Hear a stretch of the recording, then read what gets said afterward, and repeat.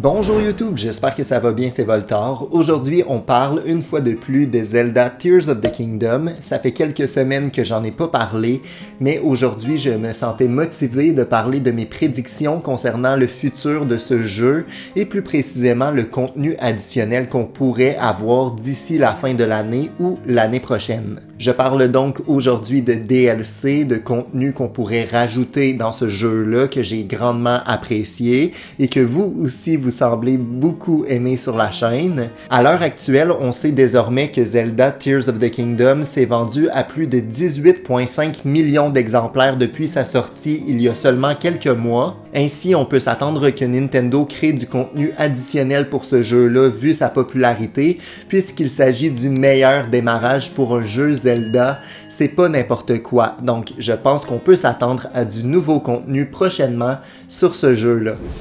Pour débuter, je fais du pouce sur une théorie de Zelda Breath of the Wild, donc qui est un peu en parallèle avec le DLC de ce jeu-là. C'est normal que je ne suis pas habillé de la même manière que l'intro, c'est que le moi du futur s'est rendu compte au montage que j'avais oublié de parler d'une théorie particulière. À la fin du DLC de Breath of the Wild, on se retrouve avec une monture particulière pour Link, la moto qui nous permet d'explorer Hyrule de façon plus fluide, plus rapide. Je pense que ça serait une bonne idée à reproduire dans Tears of the Kingdom et un futur DLC. On pourrait s'attendre à ce que Nintendo rajoute une monture, mais cette fois-ci afin d'explorer davantage les cieux. On pourrait ainsi faciliter notre exploration des îles célestes tout en ayant une nouvelle monture assez stylée. On pourrait par exemple s'attendre au retour du Célestrier qui était notre monture classique dans le jeu Skyward Sword. On pourrait par exemple s'attendre au retour du Célestrier qui était la monture de Link dans l'opus sur Wii. Donc je pense qu'il y aurait du potentiel sachant que on a un peu un rappel de cet univers-là dans Tears of the Kingdom avec les îles volantes. Donc pourquoi ne pas ressortir la carte du Célestrier afin de faciliter notre exploration? Je pense que c'est une belle idée qui s'agencerait bien avec l'arrivée de contenu additionnel, surtout avec mes théories qui suivent. Personnellement, le genre de DLC que j'apprécierais voir, ça se situe plutôt en quelque chose qui va ajouter des éléments à explorer. Par exemple, j'opterais pour un DLC qui rajoute des îles célestes, donc des îles dans le ciel qu'on pourrait aller explorer avec Link. On pourrait découvrir ainsi de nouveaux lieux.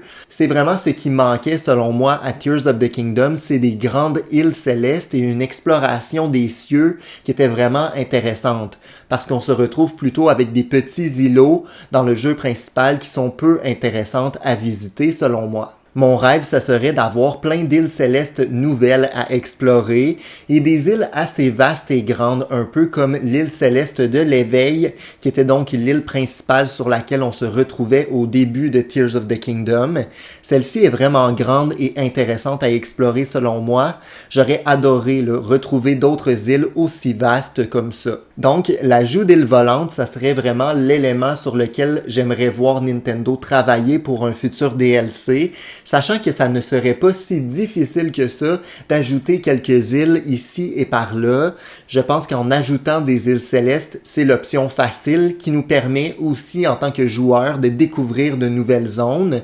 Surtout que la map des cieux est assez vaste alors qu'il y a peu de choses à explorer sur celle-ci. C'est très probable que ça n'arrive jamais, mais j'aimerais beaucoup voir ça dans un futur DLC.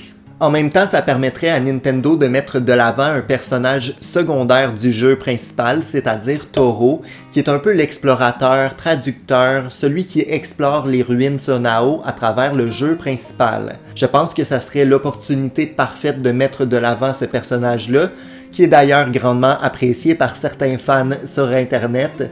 On sait pas trop pourquoi. Je verrais bien Toro nous demander d'aller explorer les nouvelles îles célestes afin de découvrir de nouveaux sites archéologiques, mais aussi traduire certains textes anciens Sonao afin de mieux comprendre ce peuple-là.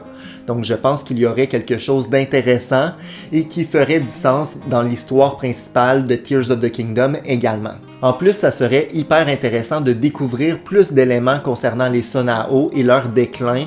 Je trouve qu'on a mentionné le déclin de ce peuple-là brièvement dans l'histoire principale, mais il y a tellement d'éléments qui restent flous Et j'adorerais connaître un peu pourquoi ce peuple-là, finalement dans Tears of the Kingdom, on se retrouve seulement avec Sonia, Raoru et Mineru, alors que c'était vraiment un peuple complet là, qui descendait des cieux dans les légendes.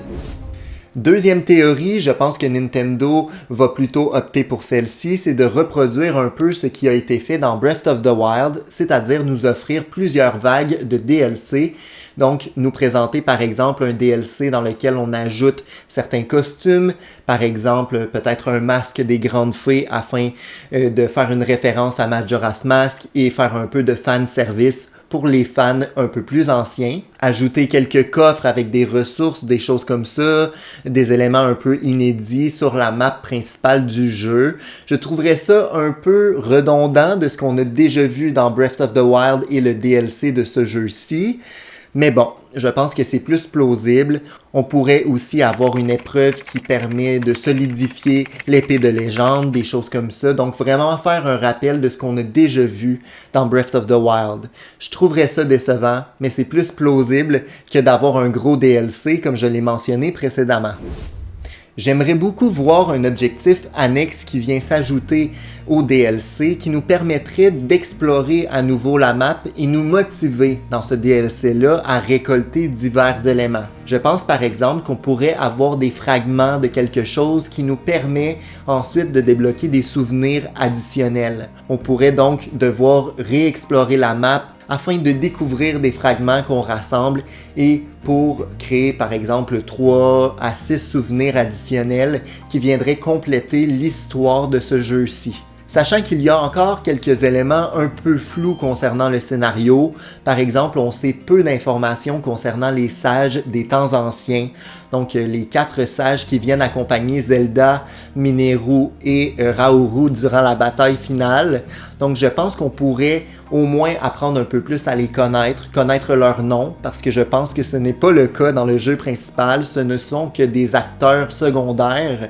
Donc je pense qu'il y a un peu de potentiel à découvrir ces personnages-là, ces sages-ci qui se sont combattus aux côtés de Zelda par le passé. Il s'agit donc de personnages importants, mais dont on ne connaît très peu d'informations au final. J'aimerais beaucoup apprendre à les connaître tout en explorant à nouveau la map et rassembler par exemple des fragments de souvenirs afin de débloquer certaines cinématiques additionnelles. Donc j'espère que ça sera le cas, ça viendrait un peu nous motiver à faire ce DLC-là. Ça ne serait pas qu'une collecte de costumes à travers certains coffres, on viendrait vraiment rajouter quelque chose d'intéressant à l'histoire principale de Tears of the Kingdom.